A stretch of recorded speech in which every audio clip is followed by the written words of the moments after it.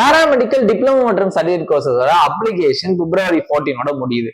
அடுத்து என்ன, rank list எப்ப ரிலீஸ் ஆகும், அதோட டேட் என்ன, கவுன்சிலிங் எப்ப நடக்கும், நாங்க எப்ப காலேஜ் ஜாயின் பண்ணுவோம், முக்கியமா ரேங்க் லிஸ்ட் எப்ப வெளியாகும், அதான் இந்த வீடியோல பார்க்க போறோம். பாராமெடிக்கல் டிப்ளமோ மற்றும் சர்டிஃபிகேட் கோர்ஸ் ஒரு 16 சர்டிஃபிகேட் கோர்சஸ் இருக்கு.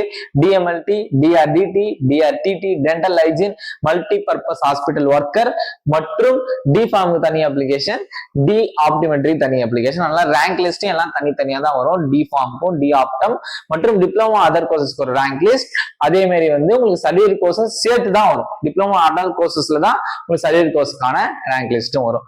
ரேங்க் லிஸ்ட் அப்ளிகேஷன் முடிஞ்சு ஒரு வாரத்துக்குள்ள வந்துடும். அப்ளிகேஷன் எக்ஸ்டெண்ட் ஆகலன்னா நாளைக்கு தெரிஞ்சிடும், நாளைக்கு இல்லைன்னா நாளன்னைக்கு தெரிஞ்சிடும். உங்களுக்கு February 14 இல்லைன்னா February 15 தெரிஞ்சிடும் அப்ளிகேஷன் எக்ஸ்டெண்ட் பண்றாங்களா.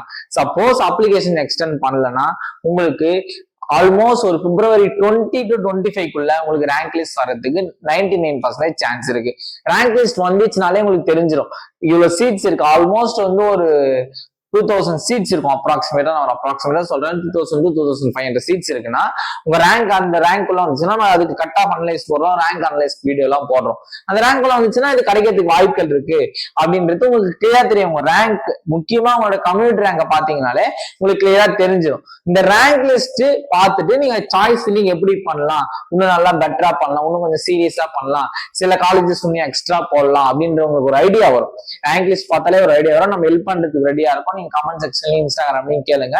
ரேங்க் லிஸ்ட் சூன் வந்துடும். எக்ஸ்டெண்ட் ஆகலன்னா எக்ஸ்டெண்ட் ஆனா அடுத்த வீக், இப்ப என்னைக்கு எக்ஸ்டெண்ட் ஆகுதோ அதுக்கான லாஸ்ட் டேட்ல இருந்து அடுத்த வீக்குள்ள வந்துடும். இவ்வளவுதான் கான்செப்ட். நம்ம ஏற்கனவே சொன்ன மாதிரி மார்ச்க்குள்ள நீங்க காலேஜ் ஜாயின் பண்றீங்க.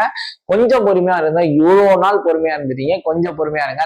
ரேங்க் லிஸ்ட் பார்த்துட்டு நம்ம முடிவு பண்ணிக்கலாம். ஏதாவது டவுட்ஸ் இருந்துச்சுன்னா இன்ஸ்டாகிராம் நீங்க யூடியூப் கமெண்ட் செக்ஷன் கேளுங்க. இந்த வீடியோ பிடிச்சிருக்கு நம்ம smiling always be confident, be positive.